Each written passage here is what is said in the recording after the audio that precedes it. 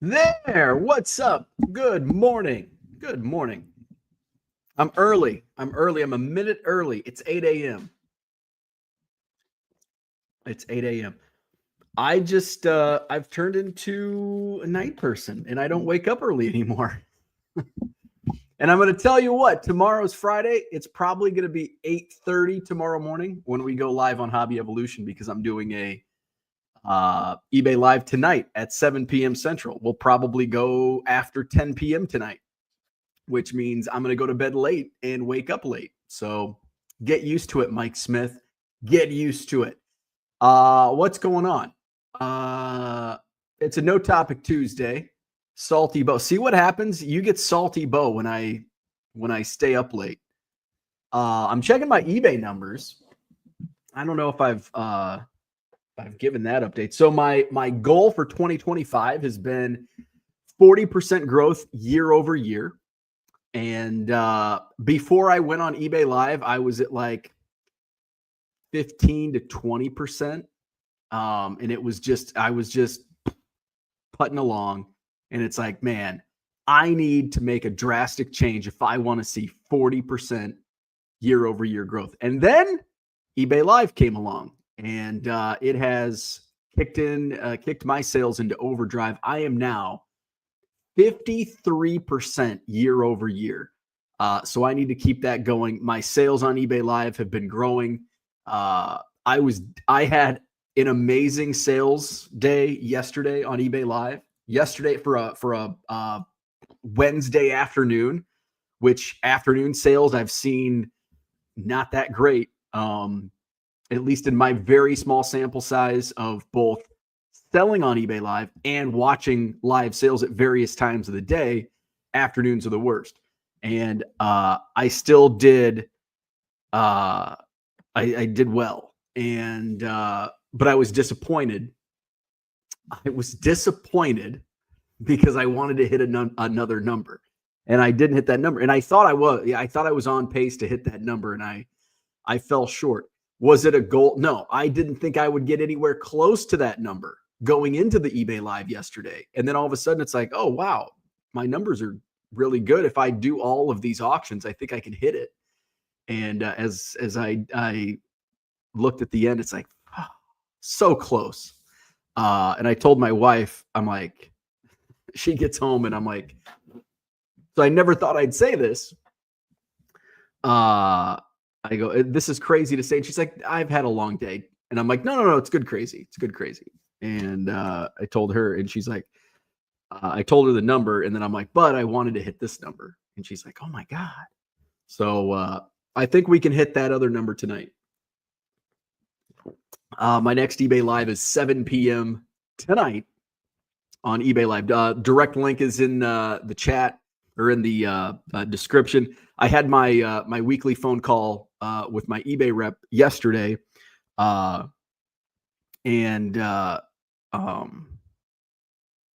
I'm trying to get to the bottom of. We had a question a couple days ago about like the link to your homepage, like your live homepage, and it's not working for me. Like when I post it, it just goes to like a Google search. So she's looking into that and try to get things figured out. And then hopefully June 9th, that's when the new shipping policy thing, combined shipping policy goes into effect. And it looks like I have everything set up correctly.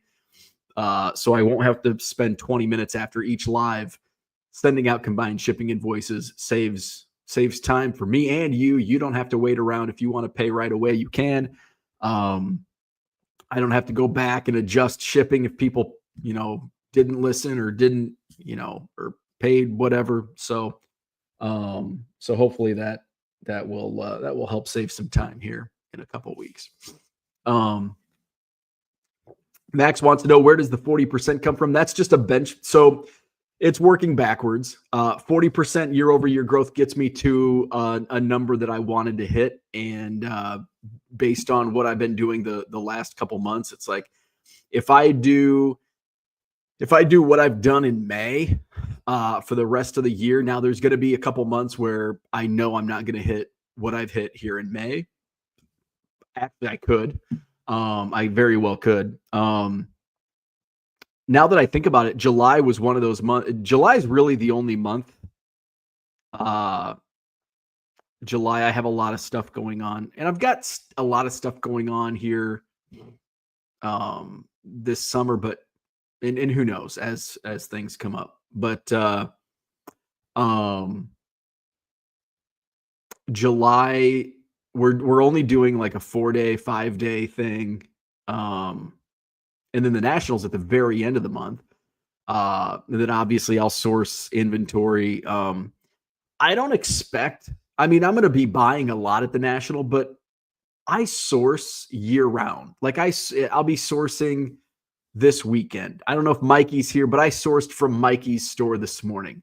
I'm trying to work on some local deals. I'm going to source Saturday at the Rockford Card Show. I'll source in 2 weeks in Janesville at the card show. So next week, I'm going to go to Milwaukee to a card shop. And so it's not like, I mean, I need steady new inventory. It's not like I don't go to any card shows and then all of a sudden the National, I hoard everything for a year. Do I get a lot of inventory at the National? Absolutely. Will that give me a little boost? Absolutely. And who knows what comes up on a random Friday morning like last June when I stumble upon this estate. Like, I'm going to go check out this estate sale. And then it was a once in a lifetime type of find. So things like that can come up as well. Always be looking.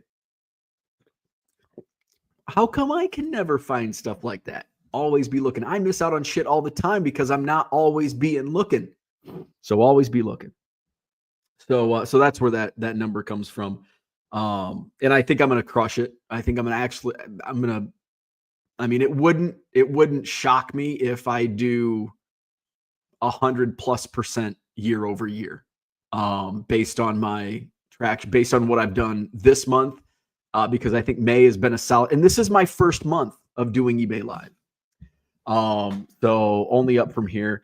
I have decided on doing some themed shows next week and sprinkling in the themed shows. So I don't want to go all in on themes, but I don't want to go all in on requests either. So I'm going to end up doing, I'm going to take a risk, but I think if I actually promote it and it's not just, I think the problem I have with selling vintage on eBay Live is I'm not really a vintage seller. A lot of my stuff skews modern. And I think a lot of the vintage buyers are a certain type, right? And they don't want to wait. Like, I want this, I want this card from this set, but I don't want to wait through a random eBay Live. I think live selling on any live selling platform, you get the younger crowd that has the iPad generation. And it's almost like a gambling mentality.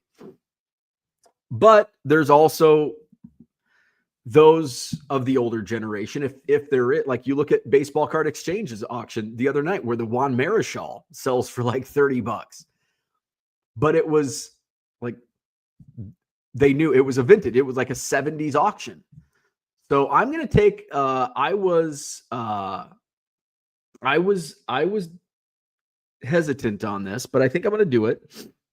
I ended up breaking up my 74 Topps set that I was building. Now I was building it. I was building it through, well, a lot of it came from the estate sale last summer. 74, I feel like that's when they really turned. I feel like Topps really turned the presses on in 74. I see, like, every time I see vintage, it's 74. I feel like 74 Topps baseball was just mass produced. So I always have 74 Topps. So I'm going to build this set. And of course it's, I had graded the Nolan Ryan, got a 7 from that estate sale. And there was some other stuff that I sold, like the Mike Schmidt and what else? The bench and rows, all that stuff I sold as singles from the estate sale. So I was left with a lot of commons, minor stars. The first year without high numbers. It makes sense. I didn't 73 has high numbers. Didn't realize that. But the 73 high numbers aren't very sought after. Because in 71, I know there's certain 71 high numbers that are sought after, but some of them are just like, Anyway. So I'm going through, and I actually had fun building this set, attempting to build this set, because I never finished. And here's why. Here's why I didn't finish the set. I was missing a lot of the stars and rookies from 74, which I ended up buying from one of my dealers at the Madison Card Show several months ago. So I took care of those. I'm going through, and I had like a list of what I need. So I'd go to card shows, and I don't know and I'm sure this was me, this was a me problem, but I didn't end up buying stuff that I already had because I either didn't check it off or didn't know what the hell I was doing. And then it's like, I'm down to I only need 10 cards. So I went to a couple card shows needing cards. And this is probably why I bought doubles, because I probably didn't mark these off either, but they weren't in the binder. So I'd come home and I'm like, It's like, I need 27 cards still. I thought I finished this. And now it's like, okay, I spent $20 on a pile of commons on top, and it's like, spent $100 on all the stars and rookies. It's like, so my intent for building this 74 Topps baseball set was to flip. I thought as I started the project that I had a majority of the 74 Topps baseball set. And so I'm just filling in some blanks. And that ended up not being the case. But I did have fun during the process. I was working on it down at the Dallas Card Show with Cooter. Cooter and I went down to the Dallas Card Show, and I was able to pick off a small pile. A few Madison card shows. I'd just spend digging through, Tony's binders and Sean's boxes. And it's like, oh, this is kind of, I like this. This is fun. But then, you start, again, remember, the end game was to flip the complete set. It's like, it's a big order. It's not piecing it out $1.75 at a time. And so I got to the point, and it's like, the fun has worn off. Now it's become a job. Building this 74 Topps baseball set has become a job. And it's like, I just don't want to. I had my fun. Now it's time to say goodbye. So I did start listing singles. Like the first 225 cards are in my eBay store as a buy it now. I'm going to flip some of those to auction, and we're going to go eBay live, and along with the rest of the stars, I'm going to get those scanned in. So next week, I'm not sure when, I think I want to get through, hopefully Sunday. Once I get home Sunday afternoon, I'll have a better feel how many orders that I have to ship. And then I can, figure out my schedule for the week. I'll probably, because I am going live Sunday night for Sunday singles, I'll probably take Monday off from eBay Live to give me time to ship. And then maybe Tuesday will go in prime time. So maybe, and actually my wife is at a work conference in Denver next week. So I can go prime time every night next week. It's just me and the Earn Dog. So maybe Wednesday or Thursday in prime time, I'll do that 70, because I want to give it some time to, I want to promote it, and get it properly done. Cause I don't want to go in blind, because I've had very poor luck at selling 70 singles. But again, it goes back to how it's, it's just like, surprise, Now, surprises work for modern stuff, and they've worked for 80s stuff too. But they haven't, it just hasn't worked for 70s. I've really, really have been underwhelmed with my sales on 70s stuff on eBay Live. So we'll do that. Let's go to the chat. It's a no topic Thursday, so it could be a short show, but usually when we have no topics, it's like, I don't know what I'm going to talk about. And here we are an hour and a half later. Mike Smith says, I'm late. I'm going to be late again tomorrow because I'm going on eBay Live tonight at 7 p.m. Central. We're probably going to go till 10:30, which means I'm going to sleep in tomorrow, which means I'm going to be late. So mark it down. Bo's going to be late Friday. Michael Renicky, good morning. Unicorn Cupcake says, better late than never. Gem City Card Show's in the house. Good morning. Dale is here. What's happening? Mike is back looking for free bonuses today. He was sick last week. Gem City Card Show says Salty Bo in 3, 2, 1. Yeah, when I get not a lot of sleep, Salty Bo comes out. Cooter says, good morning. It's Thursday, not Tuesday. Did I say no topic Tuesday? No topic Tuesday rolls off the tongue. It's a no topic Thursday. Gem City says, thanks, Cooter. Feels like Monday to me.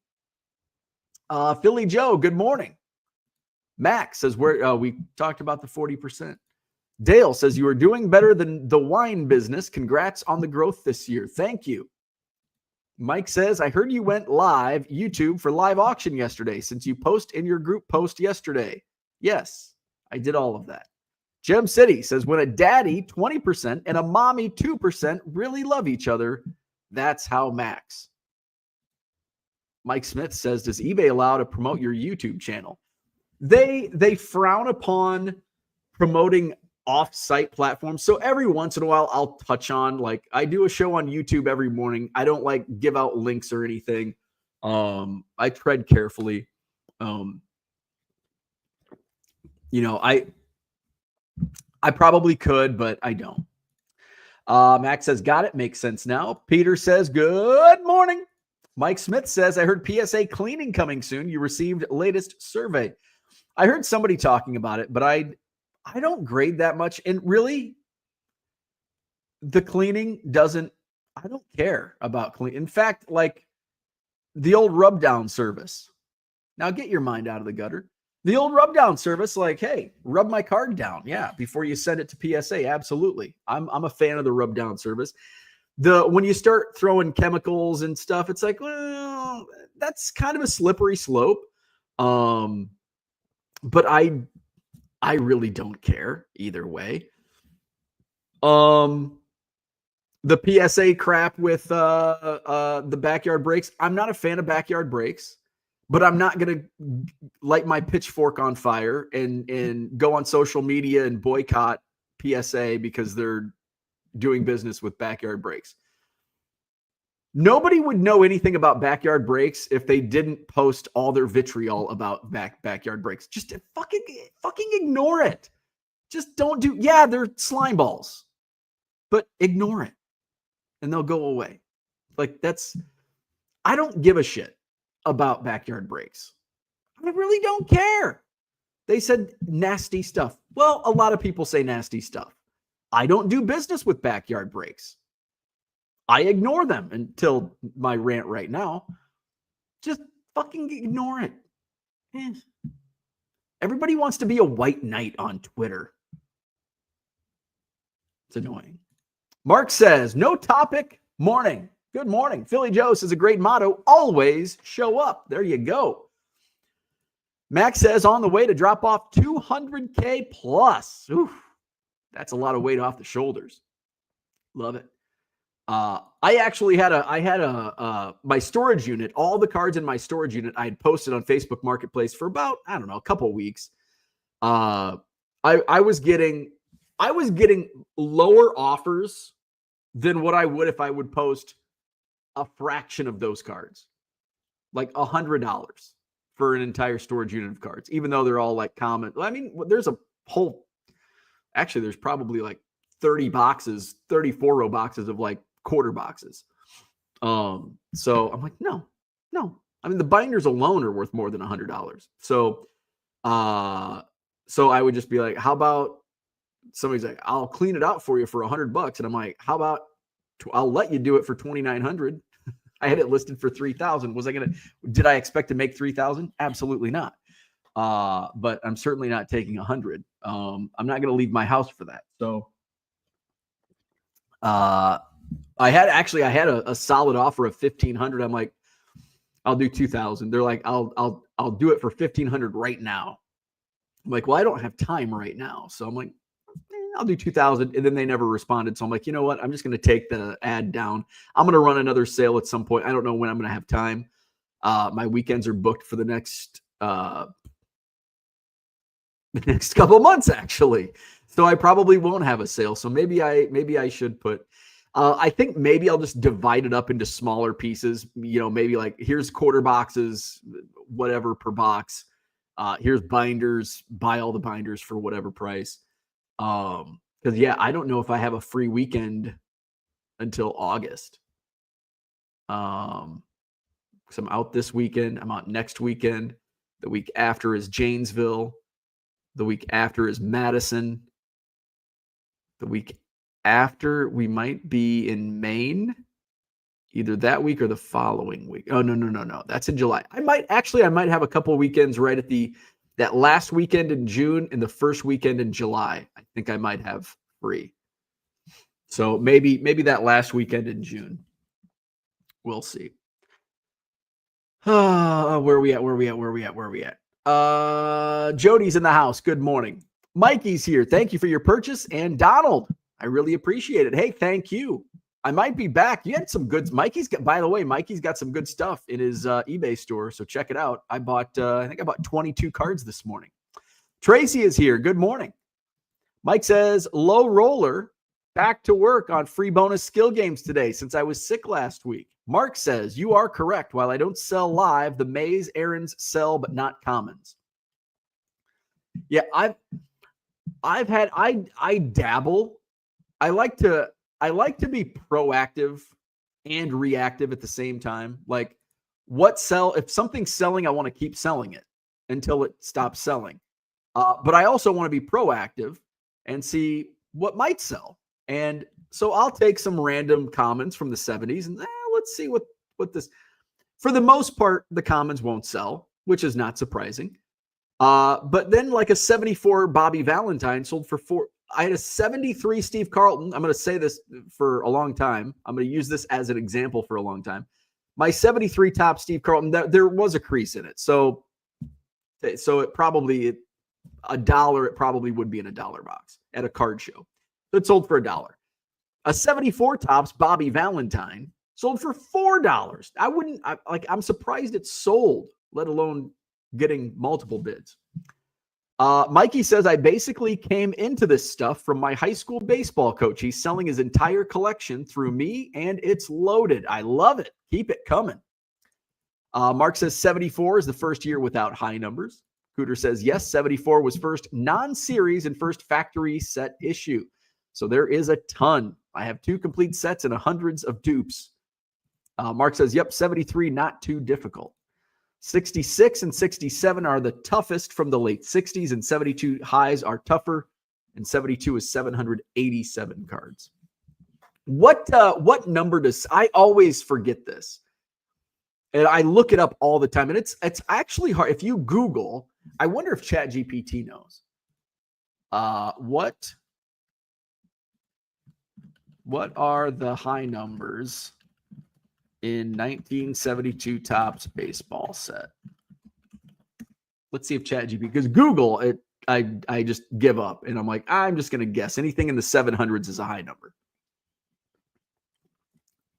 All right, the 1972. This is ChatGPT.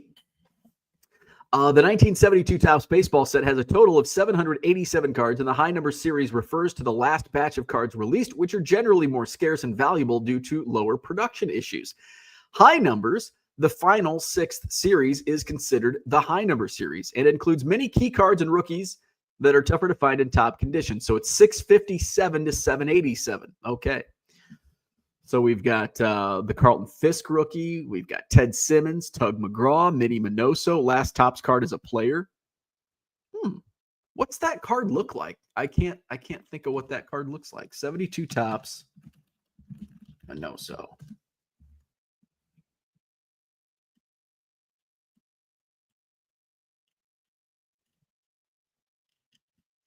Well, is there a 72 Topps Minoso? I don't see anything on eBay. 759. So we're just gonna do Topps 759. Is Chris Cannizzaro. So, okay, so Chat GPT, you're not perfect. I'm like, Mini Minoso? I don't remember a 72 Topps Mini Minoso. Dan is here. What's going on? Cooter says 61 high numbers are tough as well. TD Sports Cards in the house. I need to get a new mouse again. This is an old mouse that I retired the last mouse, and now this mouse sucks, and it has new batteries. It's not the batteries. It's the clicker doesn't work well. TD Sports Cards is here. Red Light, good morning. Gem City says Tim Lincecum, Hall of Famer, nah. Also, do his cards sell well? So he's a no for me, dog. No Tim Lincecum in the Hall of Fame. Do his cards sell well? They sell okay. I mean, I wouldn't make a special trip to buy Tim Lincecum cards to resell. But if you have them laying around, I would list them. Let's look at Tim Lincecum's numbers. I know he won 2 Cy Youngs, didn't he? But his like greatness was very small. It was like what 4 or 5 years. So he only played 10 years. So he's like right on that. He only had 2 great seasons. Oh my God, he's like as far from the Hall of Fame as you can get. Okay, not really, but he had basically 2 seasons where he was it's like he's going to be a Hall of Famer because at age 24, he led the league in WAR in both 08 and 09, winning the Cy Young each year. He was an all-star 4 years in a row. He placed 6th in Cy Young in 2011, 10th in 2010. So he basically had 4 great seasons. That's it. And he only played 10 seasons. He had, out of his 10 seasons, 1, 2, 3, 4 were negative WAR seasons. So Tim Lincecum, absolutely not. Not even close to the Hall of Fame. Zach says, sick, or did your competition poison your Coke Zero? Oh, I'm like, I'm not sick. Although I did have the crud last week. Talking to a low roller scratcher, Mike Smith. Johnny M, good morning. Sold a 24 Topps All-Star Game foil of PCA for $25 on a regular eBay auction. It's from the Target Complete Sets. Gonna bust my last 4 to list them. Yeah, PCA, baby. Get them up, get them up, get them up. Pete Crow Armstrong, what's he at now? Cubs win again last night. Pete Crow Armstrong. PC MVP, 3.2 WAR. 15 home runs, 16 stolen bases. PCA.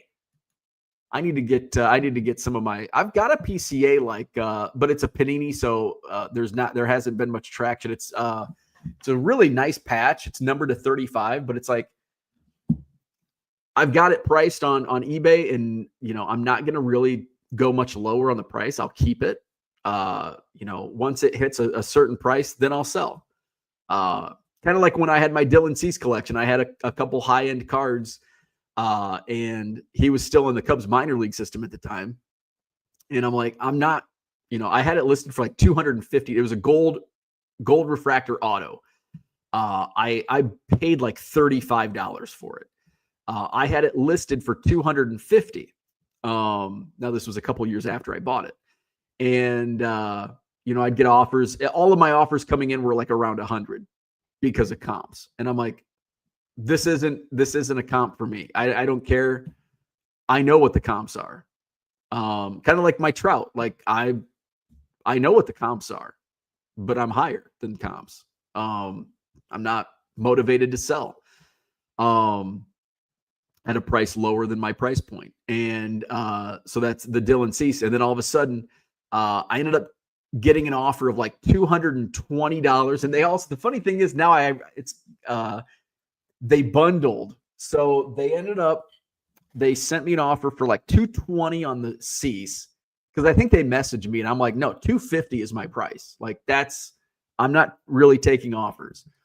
But they said, I'll do $220 for the Cease. And then this was like the height. I'm pretty sure this was the height of COVID because I had some basketball prism, like first year prisms. I had like a Karl Malone silver and there might have been Bradley Beal silver rookie or something. And so they sent me offers on, they're like, I'll do 220 for the Cease, like 40 for the Karl Malone. I mean, they're like ridiculous prices, like looking in hindsight. And then the Beal for like 75 for the Beal.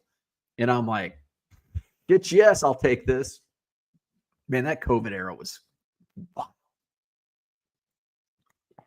Where we at? Zach says rub down service. Klein coming in 3, 2. Gem City says yes. Get the salt ready. Gem City says, where's Uncle Rich and his binder of women? Let's get him canceled too. Johnny M says, fuck everyone is my motto. Dan says, Rich should buy my juicy honey. There you go. Dan's got some juicy honey. Rich is the 1983 version of Backyard Breaks. Unfortunately, people just ignored his behavior and voila. I purchased a few things from Mikey. Great deals to be had. Where is Uncle Rich? Max says, for live selling, being proactive is having some semblance of organization to your inventory. Yes, it is. And unfortunately, I don't have much semblance of organization. Reactive is grabbing whatever is wanted, needed to keep bidding going. So yeah, I want both of that. I want to have both of that. That's what I like about my my shell listings for requests. It's like, okay, this is what people want. If all of a sudden Steph Curry cards are selling, basically what I would put in a quarter box are selling for $5, I'm going to keep throwing Steph Curry. Whereas you're kind of handcuffed if you're doing preloaded listings and you list a Steph Curry, it's like, man, that went for $5. I wish I had more Steph Curry because that's what people want. But I also want to be proactive in, okay, I want to set the stage for this 1974 top set break, and we're going to do a set. And I think if promoted well, it can work. Mark says Google tops high numbers by year. It's on a Beckett. 902 vintage. What's going on? 60s, 70s O-Pee-Chee is the toughest of all baseball to find.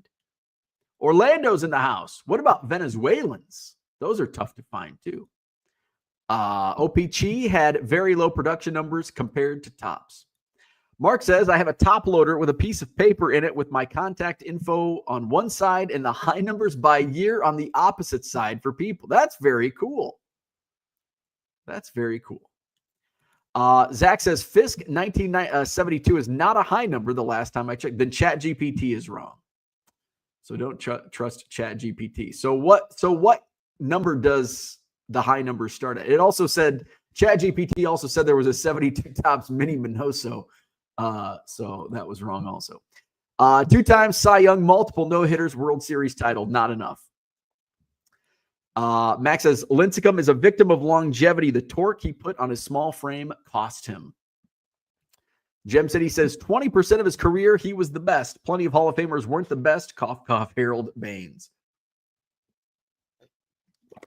TD Sports Card says, I've completely sold out of my PCA. I probably should go back, and I've got so much. At this point, PCA is selling so well. I just need to take some time and get all of it, just sell all of my PCA and then buy it back in the off season at a fraction of what it's selling for right now. That's what I need to do. Zach says, Tim Lincecum greater than PCA, Tucker top 13 player. Max agrees with Brian. Gem City says, I guess I don't understand the longevity argument. It's kind of silly. Here's the longevity. I don't agree with the Harold Baines longevity, but I also think you have to be better than 4 years. You have to be better for longer than 4 years. Like, yeah, you're the best pitcher in baseball for a couple of years, but like Hall of Fame, any Hall of Fame is not going to reward somebody for 2, 3, 4 years of service. Any Hall of Fame, whether it's a service organization, whether it's a high school, whether it's a college, your Hall of Fame is essentially halls of fame are based on longevity. Like it or not, that's just kind of how it works. And, you can be the best, college and high school kind of hard, but if you're a friend of basketball, which is a wing in basketball halls of fame, like high school hall of fame, IBCA in Illinois, you can be like the absolute most awesome volunteer for 2, 3, 4 years, but that's not going to get you in a hall of fame. But 30 years will. And 20 years in baseball, if you have an average to above average career in baseball over a 20-year career, you're probably getting in the Hall of Fame. Cough, cough, Harold Baines. But 2, 3, 4 years of Tim Lincecum's numbers, not going to do it. Not going to do it. Was he great in those? Jake Arrieta. I mean, Jake Arrieta was the best pitcher in baseball for a couple of years. Jake Arrieta, you could say, arguably had the best season of a major league pitcher of all time. And Jake Arrieta is not sniffing the Hall of Fame. If he won 225 games and played 17 seasons, 2-time Cy Young, multiple no-hitters, then everyone would be singing without a doubt, because over the course of a career, he was a Hall of Famer. Absolutely. If he won 225 games over 17 seasons with 2 Cy Youngs and multiple no-hitters, you are absolutely right. He's a Hall of Famer. But 6 years or 4 years of a negative WAR where he was a below average, he was a below replacement level player, like, no. Like, that's not a Hall of Famer. Max says, haven't checked lately, but might not be terrible on the Prisms. I will tell you, I bet the $300 I got on the Chris Middleton rookie silver, the silver prism, I bet they're not selling for $300 anymore. Let's see. What about let's look it up. What year was that? 2012? The Beal might have held up. I think I sold that for $75. Prism silver on Karl Malone. Wow, $65 was the most recent sale. So, and I think I sold mine for $40 in that bundle deal. Was it Beal? 2012 silver Beal. A bunch of graded copy, like they're all graded. Where's a raw? All right. I'm going to have to do no graded. Graded? There's one non-graded, and I don't think it was a silver. So a silver SGC 9 sold for $80. So I think I did well on the Beal. So now in the Cease, what year was Cease? 2000. This will be harder because it was a gold.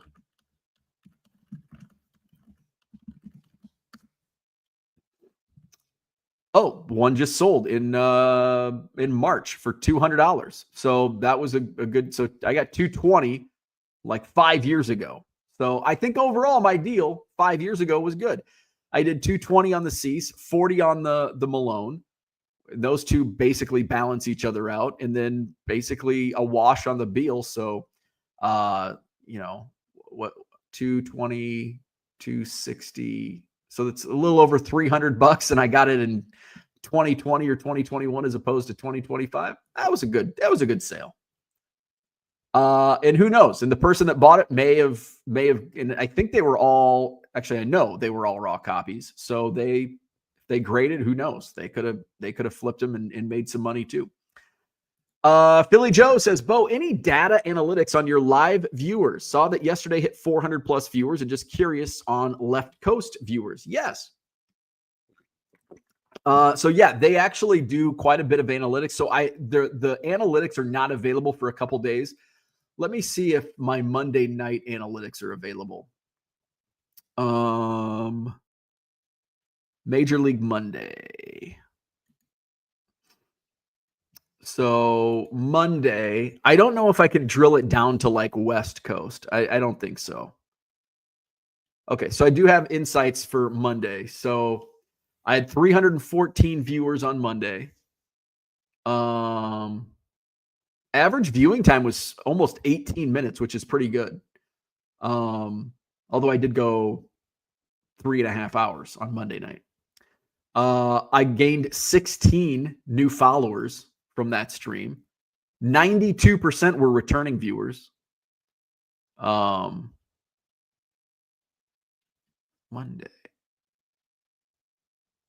This doesn't make sense.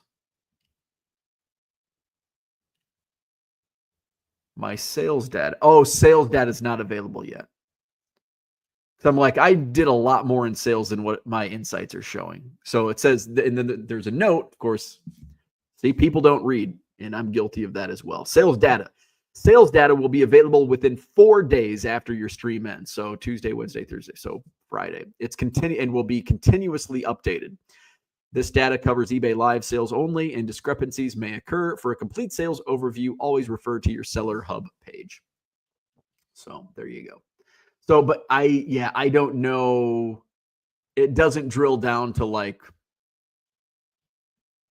where people are viewing from. Mark says 657 for 1972. So what number is the 72 Fisk? 72 Topps Fisk. It's card 79. So why? So ChatGPT said Carlton Fisk is card 695. So ChatGPT did have it correct. The high series does start at 657, but it had the notable cards are incorrect. Zach says Lincecum pitched 2 less years than Koufax. Performance a bigger factor than longevity. TD Sports Card says, I see Lincecum as the same type of player as Kerry Wood. Some great moments, but not legendary. Very true. Like Kerry Wood, dominant for a couple of years, but that was it. Payne says 2 words, Brett Saberhagen. There's another name that had Eric Davis. I mean, there are so many. If you use the same premise of Tim Lincecum, the Hall of Fame is going to be thousands of players. Just think of how many players had Hall of Fame if only they played longer or had a longer career similar to Tim Lincecum. Like there's so many players that were great for a short period. Eric Davis, Bobby Bonilla, Don Mattingly, like so many, Dale Murphy, so many players. And I think Dale Murphy should be in the Hall of Fame. And I know some people disagree with that. Brett Saberhagen, 58.9 career WAR, 167 wins. I think since he did pitch in that 80s and 90s, that the wins hurts Brett Saberhagen, even though it shouldn't. He had a 3.34 career ERA, 1,700 strikeouts, and he won 2 Cy Youngs. Brett Saberhagen won a Cy Young in 1985 and in 1989. Led the league in WAR in each of those seasons. So, and he pitched 16 years, has a high career WAR. Let's look at his JAWS if you want to go into analytics. And he only got 1.3% of the writers' votes when he was on the ballot in 2007. Let's see. Where's the Hall of Fame stats? Hall of Fame JAWS. So among starting pitchers, he's 57th, which is pretty high. Basically, everybody above, okay, there's a few that are above him that are not in the Hall of Fame. So some notable names on the JAWS leaderboard that are not in the Hall of Fame. Okay, the highest ranked is Roger Clemens at number 3. We all know why. Justin Verlander ranks 19th. He's still playing. Clayton Kershaw ranks 21st, still playing. Zach Greinke ranks 25th, still playing. Max Scherzer, still playing, ranks 27th. Curt Schilling is 23rd. Rick Russell is 32 on the JAWS.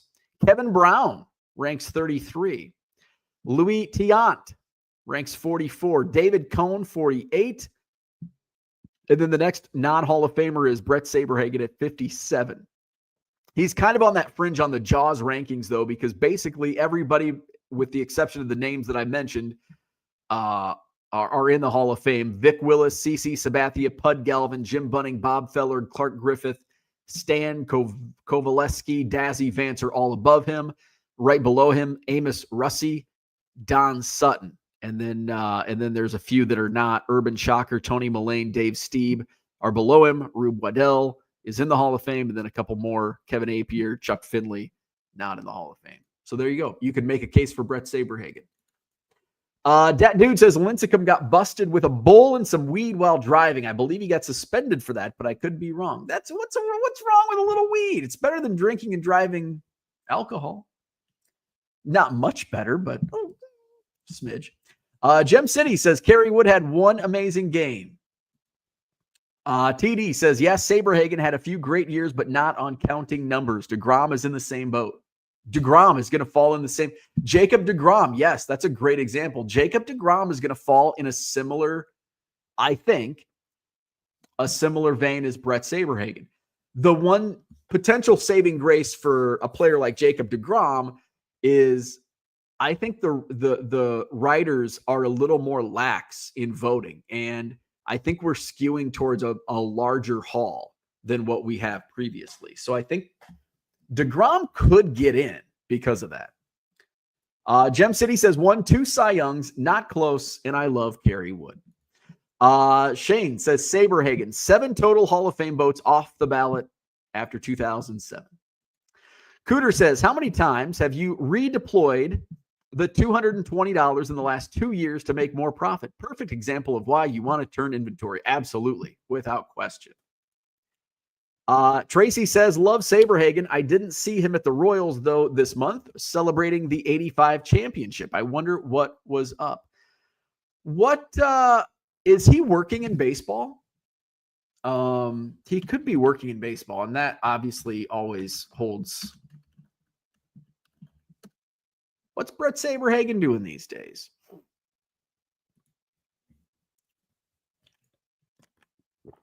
Let's see. Wikipedia doesn't have. I think he's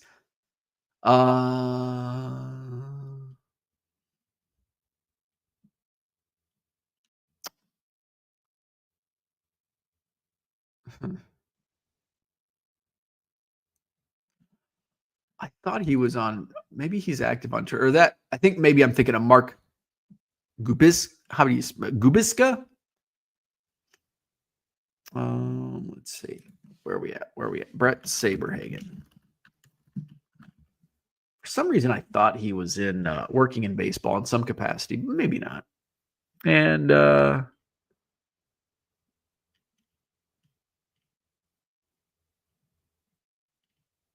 when I do a Brett Saberhagen tweet, I have some of my own tweets come up. Highest priced 1985 Topps baseball cards from the April 1986 Beckett. Brett Saberhagen was number 2. Number 1 was Doc Gooden. In 1986, the Doc Gooden 85 Topps was booking for $6.50. The Saberhagen rookie was booking for $2.25. Oral Hershiser was $1.50, and the second year Mattingly was $1.50. Tied for 5th, probably wouldn't guess them. There's 3 of them. A Gooden tiebreaker or record breaker.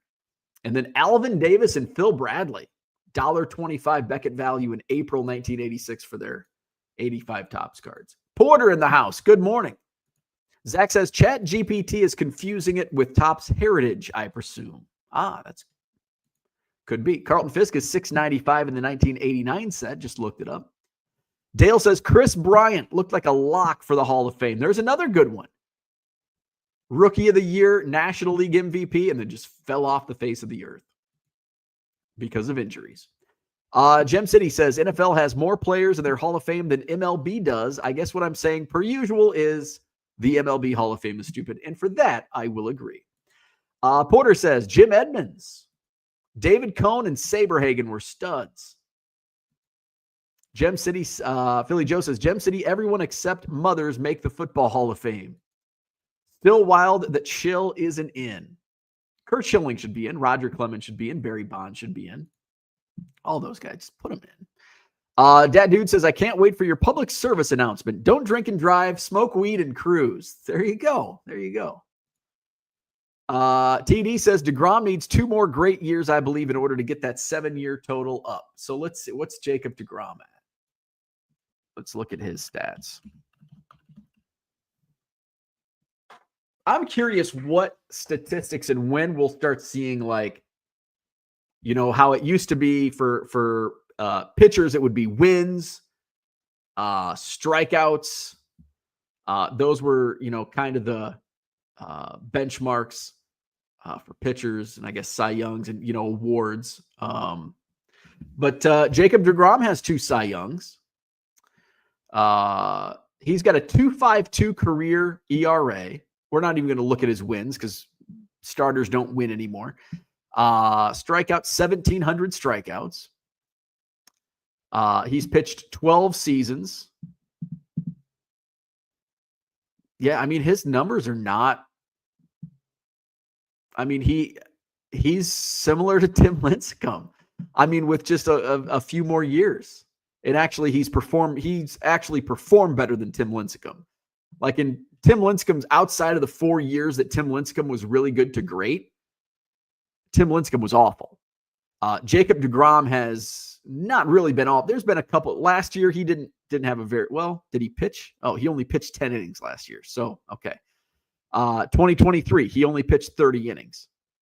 So his inning counts have been actually his innings count. DeGrom hasn't pitched 100 innings since 2019. He's already at 63 innings this year. He's pitching well this year. He's 4-2 with a 2.42 ERA, 63 innings pitched, a 1.7 WAR for Jacob DeGrom. So if he can come back and replicate, continue what he's doing this year for the rest of the season, and then have a couple more, but he's already 37. But we've seen some of the pitchers, like, you know, Scherzer, Kershaw, Verlander, Greinke, you know, they're pitching for a long time. Porter says, disregard. I'm like a child that just walked in on a conversation, didn't realize this was a starting pitcher conversation. Dan says, bought the 2025 Topps Living Burley today. Very nice.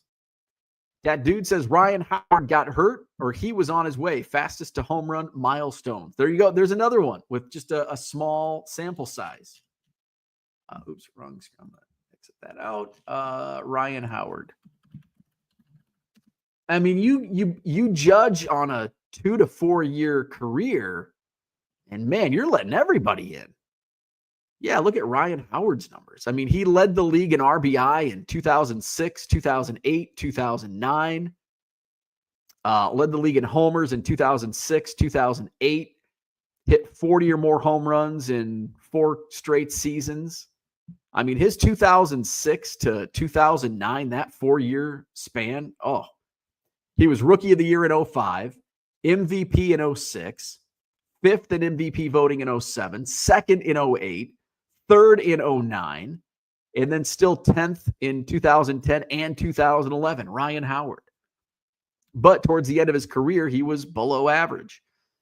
He had negative WAR in 4 of his last 5 seasons. TD says, yeah, Howard is the woulda, coulda, shoulda category. Gem City says Cubs will trade for DeGrom. Hey, I would take it. Absolutely. Absolutely. I don't think Texas is going to trade him, but the Cubs need starting pitching. I mean, shit. At this point, if they can get a couple warm bodies to take the mound and start games, as long as they can go, I mean, preferably 6 innings, but Cubs need some starting pitching. So here's for any Cubs fans in here, this was a hypothetical. I love hypotheticals.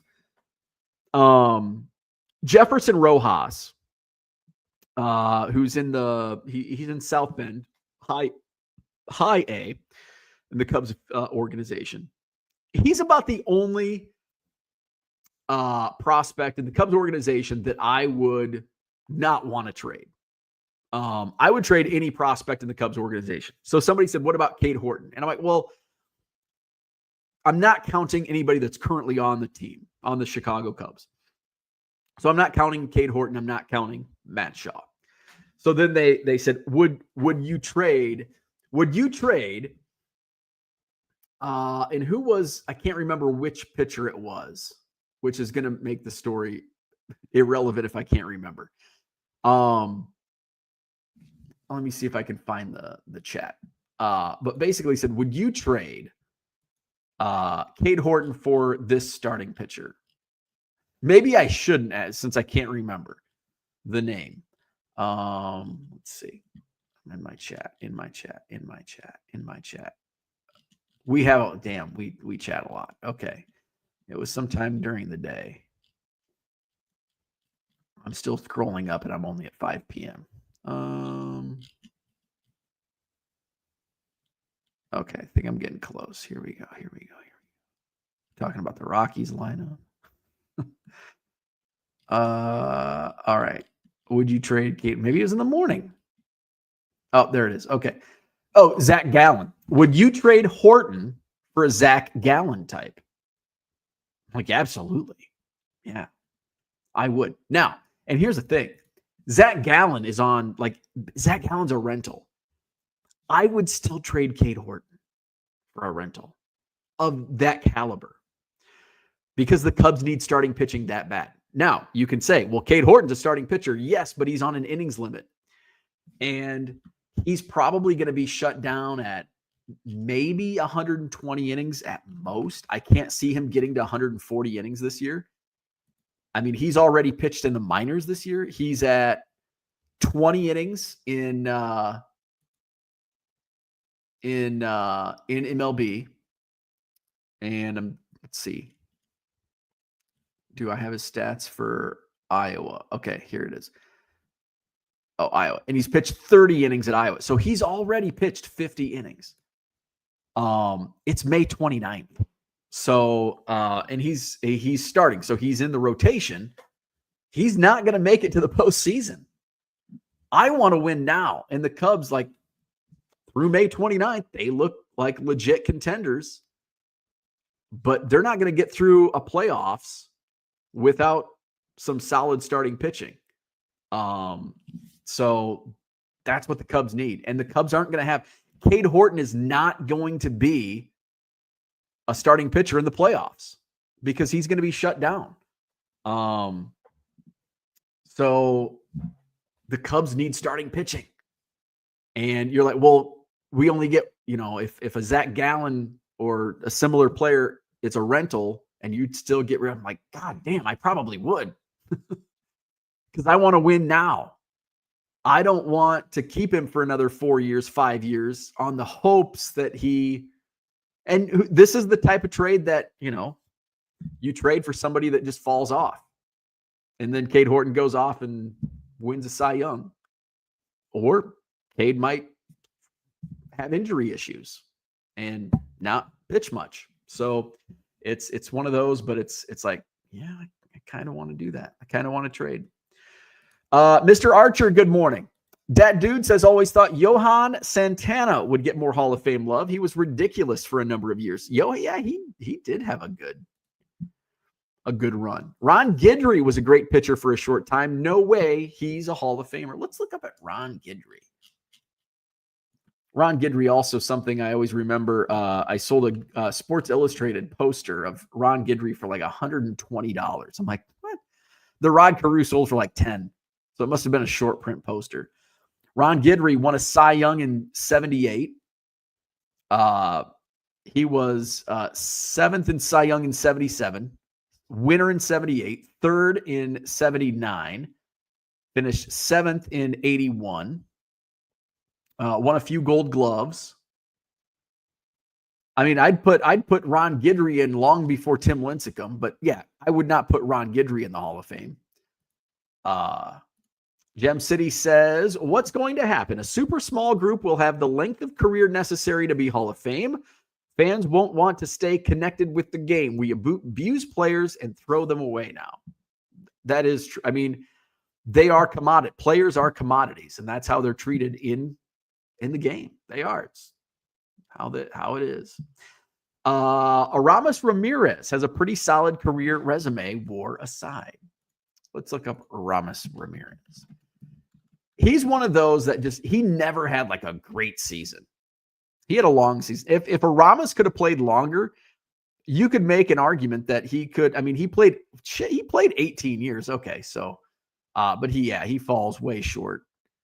And he didn't have anything dominant. Like he was a solid player, Aramis Ramirez, but ninth place finish for MVP in 2012. Finished in the top 10 in 10th in 04 and 08, but nothing else. Lance Lynn could be coaxed out of retirement. He'll eat some innings and an Italian beef or two. I want an innings eater. God dang, I don't care if it's Lance Lynn. And I know his bloated ERA, but the Cubs can score 10 runs or more. So it's like, as long as you can just give the bullpen some rest, like I'll take a Lance Lynn type at the back end. And let's go to a 6-man rotation. Let's get a couple innings eaters in there. Give an extra day of rest for, your studs at the top of the rotation. Let's get a stud at the trade deadline. Let's get a couple. The Cubs did sign another former Cardinal, Genesis Cabrera. What's he been up to? I don't even know. I just saw the flash yesterday. Genesis Cabrera. Negative career WAR. He's been with the Mets this year. Pitched 7 2/3 innings. Actually, not too bad. 3.52 ERA. So he's been a reliever. Let's see. What's his strike? 7 strikeouts, 3 walks. That's decent. Okay. Gem City says, I'd take that deal. Porter says, throwing speedballs straight down Main Street with a beard full of Giardinera. TD Sports Card says, people forget that Snell had a few great years. He's like an every other year pitcher. Yeah, Blake Snell is like that. Shane says, teams needing starting pitching are going to be shit out of luck for a real difference maker, expanded playoffs and all. Very true. Sandy Alcantara would have been the obvious one, and he's been terrible. Yeah. I think you've got Tyler Anderson for the Angels. Ryan Weathers, I think, down in Miami. Those are 2 probably leading contenders to be traded as starting pitchers at this point. Alcantara's been awful. Like at this point, it's like, well, what do you get? TD says, yeah, I had to drop Sandy from my fantasy. LOL. Sold his 1 of 1 last year. Good time to sell it. But he's a type of player. Like, let's look at Sandy Alcantara's numbers. Sandy. And he's the type of player that, let's look at his career. All right. So he didn't pitch last year.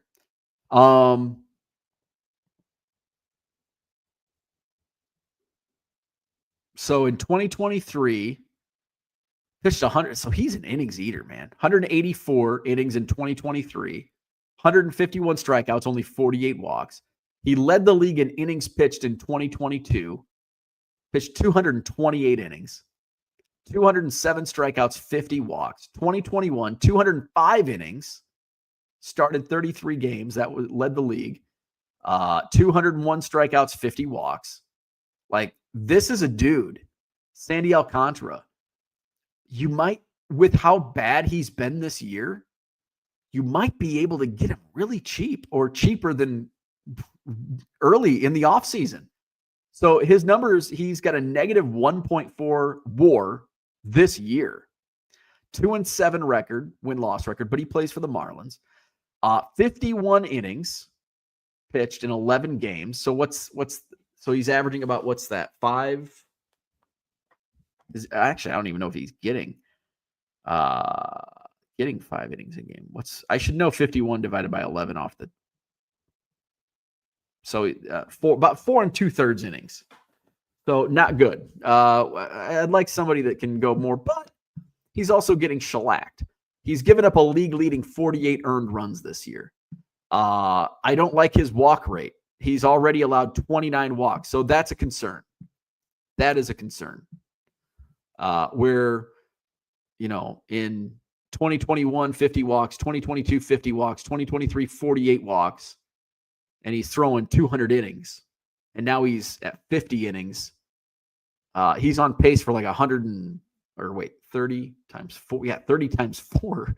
It's 120. He's on pace for 120 walks this year. The most he ever gave up was 81 in 2019. So that's a concern. I have a concern about the walk rate for Sandy Alcantara. Sandy is post Tommy John surgery. So maybe it's just a slow recovery process, but I don't like that. But you never know. I mean, you look back at his last 3-4 years, and over the course of the season, players will revert to their career averages. And Sandy Alcantara if he reverts to his career averages, he's going to be freaking pitching like Cy Young the second half of the season. But the walk rate does concern me. All right, I got to go. It's after 9 o'clock. We got to get Ernie to school. Don't forget, I'm going live on eBay tonight, 7 p.m. Central. Shane says Shane Bieber is on an injury recovery deal. Guardians are always game for a trade. Tonight, 7 p.m. Central, we're taking requests again. 7 o'clock tonight, eBay Live. Check it out. Link in the description. Check out my eBay store, 99centcards.com. In the Buy It Now section, buy 7 or more at regular price. You'll save 25% off at checkout. 99centcards.com. eBay Live at 7 tonight. Hit the like button. Subscribe to the channel. We'll see you tonight. If not tonight, we'll see you tomorrow for the Free For All Friday. I'll probably be late tomorrow because I'm going to be late going on eBay Live tonight, so I'm going to sleep in. So plan for 8 or 8:30 tomorrow morning. Oh, shit. And then I've got I probably won't be late tomorrow because I've got eBay Live at 10 a.m. tomorrow morning. So I'll have to get some time. All right. Anyway, I'll see you tonight, 7 o'clock. Later.